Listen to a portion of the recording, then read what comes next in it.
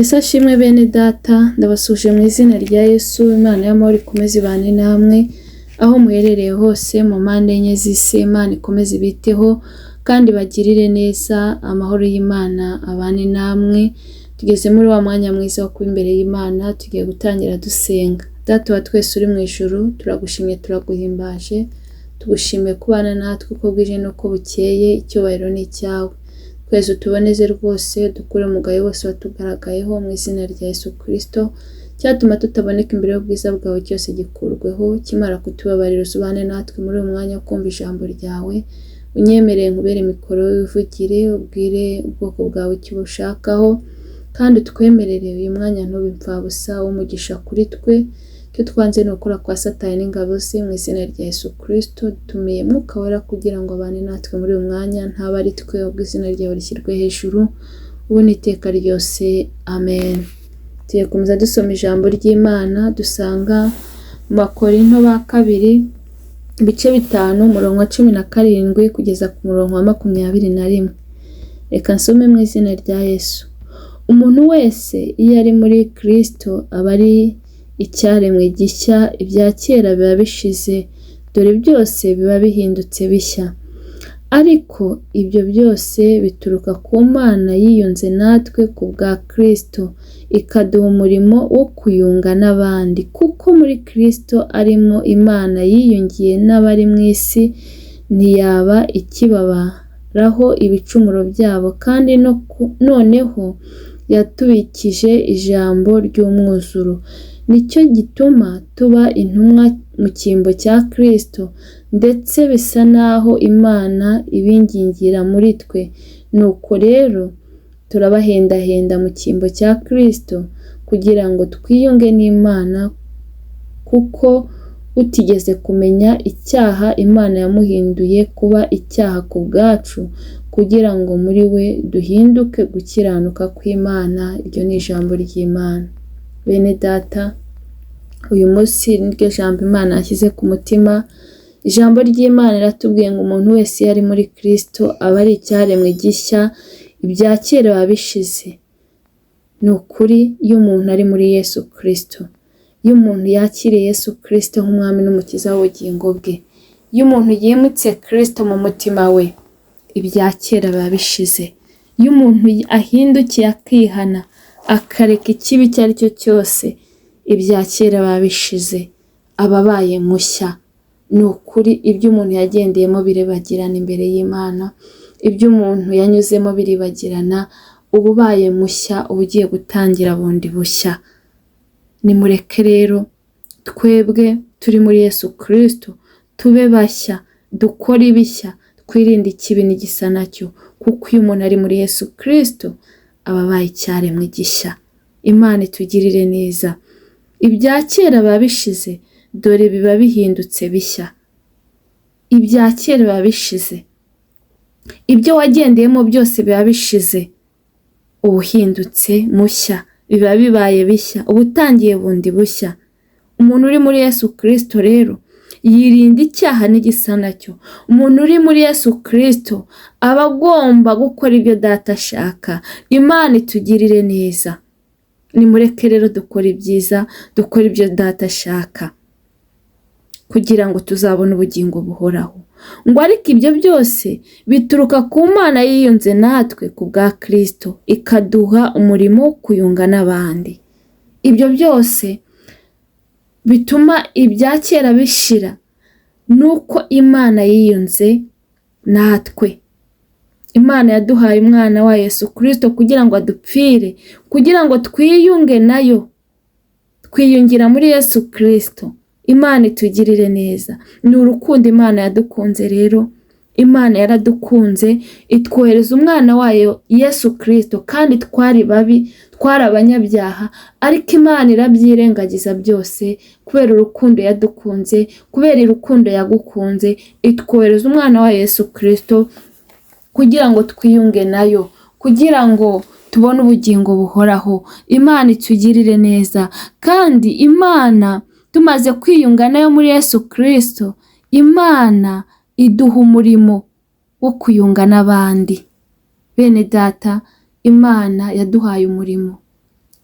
wowe unkurikiranye ufite umurimo wo kunga Imana n'abandi, abatari bamenye Imana ukababwira Imana, abayihakana ukababwira Imana, abari mu byaha ukababwira Imana bakabivamo, kuko Imana niwo murimo yaduhaye wo kuyunga n'abandi, kuko natwe yiyunze natwe ku bwa Yesu Kristo, irangije tugabira umurimo, iguha umurimo wo kuyunga n'abandi, nanjye mu murimo wo kuyunga n'abandi.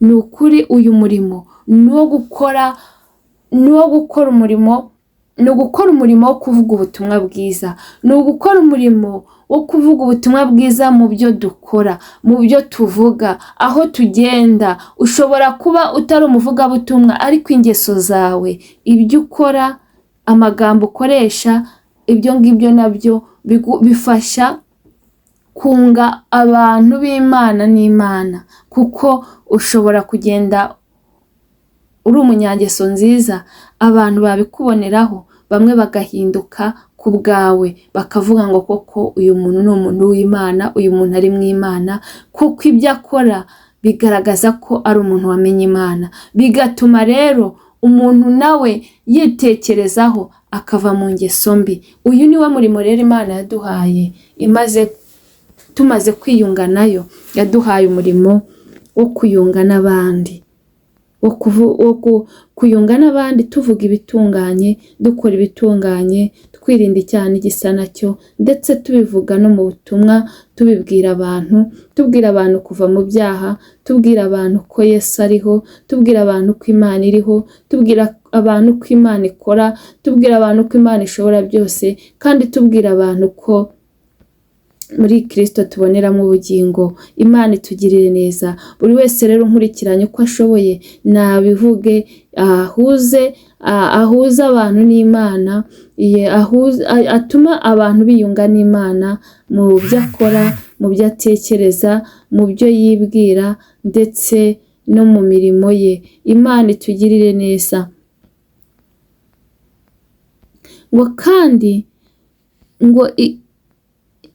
ngo kandi noneho yatubikije ijambo ry'umwuzuro, ngo nicyo gituma tuba intumwa mu cyimbo cya Kristo, ndetse bisa naho Imana ibingingira muri twe. Nuko rero turabahendahenda mu cyimbo cya Kristo kugira ngo mwiyunge n'Imana. Bene data, ijambo ry'Imana ratubwira ngo twiyunge n'Imana. Iyo umuntu yakoze mu buzima busanzwe, iyo umuntu afitanye n'umuntu ikibazo, kugira ngo icyo kibazo gikemuke bisaba yuko wiyunga nawe, mukababarirana, mugasabana imbabazi. None rero ijambo ry'Imana ratubwiye ngo twiyunge n'Imana. Niba umuntu ateshutse akajya mu ngeso mbi, ateshutse agakora ibyo Imana itishimira, biba byiza iyo dusabye Imana imbabazi, tutitaye ku cyubahiro, tutitaye ku bo turi bo, tutitaye ku byo dutunze, kuko ibyo byose ni ukuri ntabwo biduhesha ubugingo, ahubwo ikiduhesha ubugingo ni uko twiyunga n'Imana, tugaca bugufi tukayisaba imbabazi. Kandi gusaba imbabazi ntabwo ari ubugwari, ahubwo ni ubutwari. Imana itugirire neza. Bene data, ndagira ngo mbabwire ngo ni ukuri birakwiye ko umuntu yisuzuma, yabona hari aho agiye kureba Imana, yabona hari icyo yakoze kidashimishije Imana, ubundi agasaba imbabazi, akiyunga n'Imana, kugira ngo azagire iherezo ryiza, kuko Imana nta kitadukoreye. Imana yirengagije ibyaha byacu, yirengagiza ko turi babi, irangije irakomeza iradukunda, iduha umwana wayo Yesu Kristo, iduha umwana wayo yari imufite ari umwe. Ijambo ry'Imana ryarambwiye ngo kuko Imana yakunze abari mu isi cyane, haleluya, ngo byatumye itanga umwana wayo w'ikinege, ngo kugira ngo umwizera wese atarimbuka, ahubwo ahabwa ubugingo bw'iteka.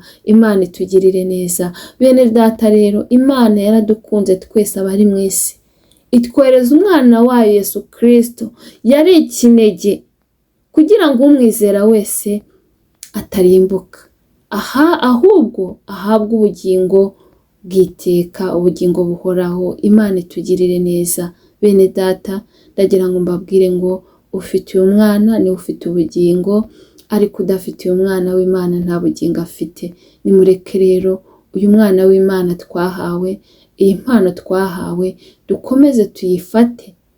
Haleluya! Kuyifata rero ni ukwirinda ikibi n'igisa nacyo. Kuyifata ni igihe twakoze ikibi tukiyunga n'Imana kugira ngo ikomeze ituyobore mu nzira ijya mu ijuru. Imana itugirire neza. Kuko utigeze kumenya icyaha, Imana yamuhinduye kuba icyaha ku bwacu. Haleluya! Bene data, ni ukuri twagiriwe ubuntu. Ubu buntu twagiriwe twe kubupfusha ubusa. Ubuntu twagiriwe twe kubutesha agaciro. Ni ukuri Yesu Kristo ntiyigeze kumenya icyaha, ariko Imana yamuhinduye icyaha ku bwacu. Ni ukuri imuhindura icyaha kugira ngo tubabarirwe, imuhindura icyaha kugira ngo tubone ubugingo, imuhindura icyaha kugira ngo muri we duhinduke gukiranuka kw'Imana. Imana itugirire neza. Bene data rero ndagira ngo mbabwire ngo ntabwo Imana yapfuye kutwohereza umwana wayo w'ikinege gusa, ahubwo yamutwoherereje kugira ngo duhinduke muri we, duhinduke gukiranuka kw'Imana.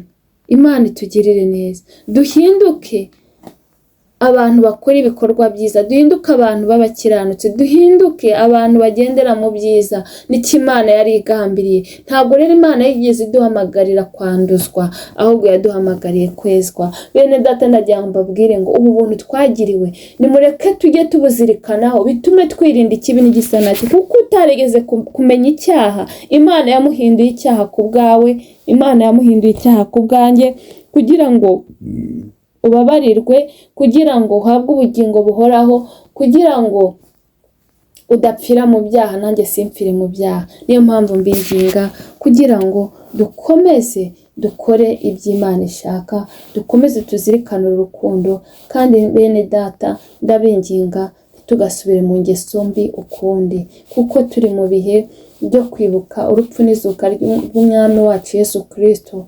Ni ukuri yarababajwe, yarakubiswe, yarashinyaguriwe kubera wowe, kubera njyewe. Ariko ni ukuri ntidusubire mu ngeso mbi, ntidusubire mu bibi, kuko ntitwongere gukora igituma asubira ku musaraba, ntitwongere gutuma igituma ababara mu mutima. Imana itugirire neza. Buri muntu wese unkurikiranye ndamwinginga kugira ngo akore ibyiza, kuko ukora ibyiza ntawe byishe. Imana yaturemye ituremeye imirimo myiza, ntabwo yigeze turemera gukora ibibi. Ariko ndagira ngo ubwire ngo buri wese uko ashoboye nakora ibyiza, buri wese mu ruhande rwe nakora ibyiza, akore iby'Imana ishaka. Kandi ndagira ngo mbabwire bene data, nimureke kunyura mu nzira y'igihogere, nimureke kunyura mu nzira ngari, ahubwo nimunyure mu nzira ifunganye. Iyo nzira ifunganye ni itujyana mu bugingo, ariyo Yesu Kristo. Iyo nzira ifunganye niwe Yesu Kristo. Ni ukumwimika mu mitima yacu, tukamugira uwa mbere, kandi tukamenya ibyo akunda n'ibyo ashaka. Imana itugirire neza. Mwene data, ndagira ngo nkubwire ngo nkurikiranye, uru rusengero rw'Imana, nanjye ndi urusengero rw'Imana.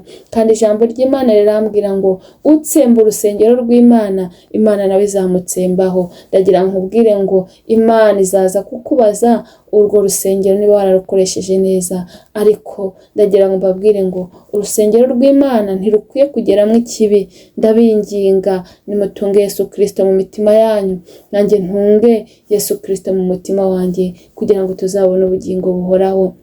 Ni ukuri Imana n'ikidushakaho, kuko yatwohereje umwana wa Yesu Kristo idushakamo inyungu, ko dukora ibyiza kandi twarangiza tukayunga n'abandi, dukora imirimo myiza, tugira ingeso nziza, tugira urukundo, twirinda ikibi n'igisa nacyo. None byaba bibabaje ni ukuri wa musi utabonye Yesu kubwo gukora iby'Imana idashaka, kandi waragiriwe ubuntu, kandi Imana yaraguhaye ayandi mahirwe. Aya mahirwe yapfushije ubusa byaba bibabaje, aya mahirwe yapfushije ubusa byaba bibabaje, ariko ndagira ngo mbinginge bene data, nimureke dushaka ubwami bw'Imana no gukiranuka, ibindi byose tuzabyongererwa, kuko ni ukuri iyaduhaye umwana wayo w'ikinege yabura ite kumuduhana n'ibindi byose. Ariko ndagira ngo mbabwire ngo ni ukuri dufite Imana, dufite byose. Ijambo ry'Imana ryarambwiye ngo nkunda abankunda, ngo kandi abashakana umwete bazambona,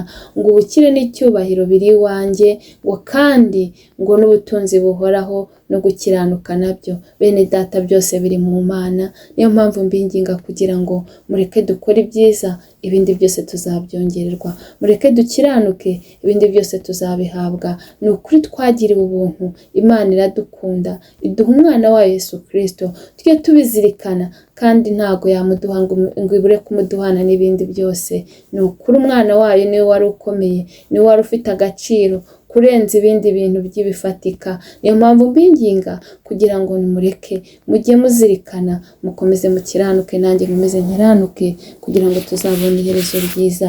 Umuntu utari wakira Yesu Kristo nk'umwami n'umukiza, ndakwinginga mwakire. Aya mahirwe yafate, ntabwo uzicuza kugendana nawe, kuko niwe tuboneramo ubugingo, kandi niwe tuboneramo ibyishimo n'amahoro atajya amarwa n'ibihe. Imana ikomeze ibampere umugisha kandi ikomeze ibiteho.